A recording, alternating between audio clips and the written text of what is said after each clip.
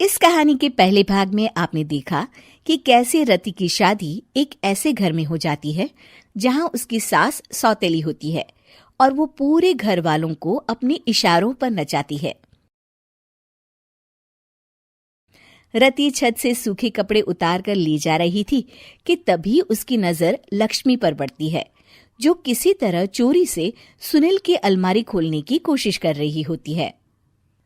अरे, ये माँ जी को क्या हो गया? चोरों जैसे क्यों आप मेरी अलमारी खोल रही हैं माँ जी? आपको क्या चाहिए मुझे बताइए।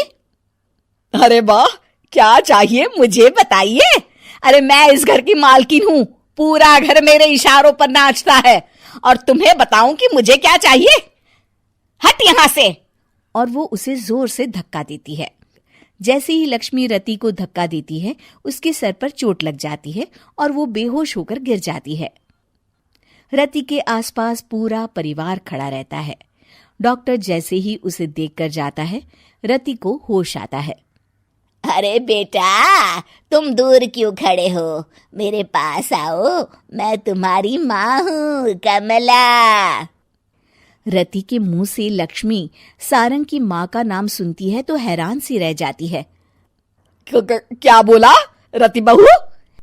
चुप कर डायन, तूने मेरे पति और बेटे का हाल बेहाल कर दिया।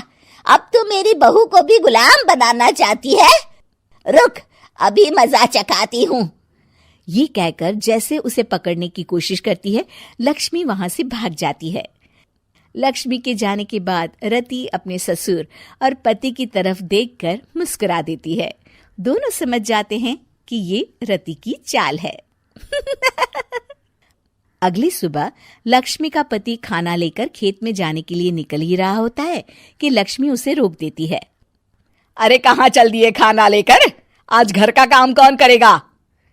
तभी पीछे से रति आ जाती है और जोर से चिल्लाती है। कौन इनको काम पर जाने से रोक रहा है? मैं अभी उसे मजा चखाती हूँ। जैसे ही रति लक्ष्मी की तरफ बढ़ती है, लक्ष्मी घबरा जाती है। मैं तो मजाक कर रही थी बहन। आखिर मैं कौन होती हूँ रोकने वाली? मैं तो बस ये पूछ रही थी कि घर का काम कौन करेगा? कौन क्या? तू करेगी। चल उठा झाड़ू और शुरू हो जा। लक्ष्मी पूरे घर में झाड़ू पोछा लगा रही होती है कि अचानक सामने सारंग खड़ा हो जाता है। अच्छा माँ, मैं काम पर जा रहा हूँ। रति के मामा की फैक्ट्री है, मैं वहां आज से मैनेजर के तौर पर काम करूंगा। सैलरी भी अच्छी है। अरे सारंग, तुझे क्या जरूरत पड़ गई काम करने की? और बेटा, तू बाहर काम करेगा तो इस बड़े से घर को मैं कैसे संभालूंगी? अभी तो पूरा काम बाकी पड़ा है। तभी वहां रति आ जाती है। अरे बेटा सारंग, जा, नौकरी पे जा रहा है ना, जा। और हाँ, आते वक्त घर के लिए सब्जियां ले आना। ये लक्ष्मी बैठी बैठी मोटी हो रही है, जरा काम भी तो कर ले। सारंग के जाने के बाद, अच्छा लक्ष्मी, सुन जरा यहाँ। लक्ष्मी अपनी बहू रति को सारंग की पहली माँ जो मर गई है वो समझकर उसके पास जाती है। अरे बहन, ऐसा क्या हो गया जो तुम्हें वापस आना पड़ा? मैं तो बड़े ही प्यार से इस परिवार को चला रही थी। प्यार से तो मैं बहुत साल से तुझे मजा चखाना चाहती थी, लेकिन किसी औरत का शरीर मुझे नहीं मिल रहा था प्रवेश करने के लिए। अब से ना मैं बहू के शरीर में रहूंगी। और हाँ, तूने कोई भी चालाकी दिखाई या मेरे घर के लोगों को परेशान करने की कोशिश की तो तेरा गला दबा दूंगी।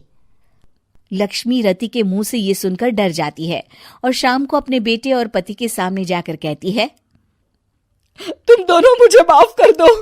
मैं अब तुम दोनों को कभी परेशान नहीं करूंगी। और बहू, तुम मेरी बेटी की तरह हो, बस अब बेटी की तरह ही बनकर रहना। लक्ष्मी उन लोगों को इतना कहकर वहां से चली जाती है और उसके जाने के बाद तीनों एक दूसरे की तरफ देखकर हंस देते हैं।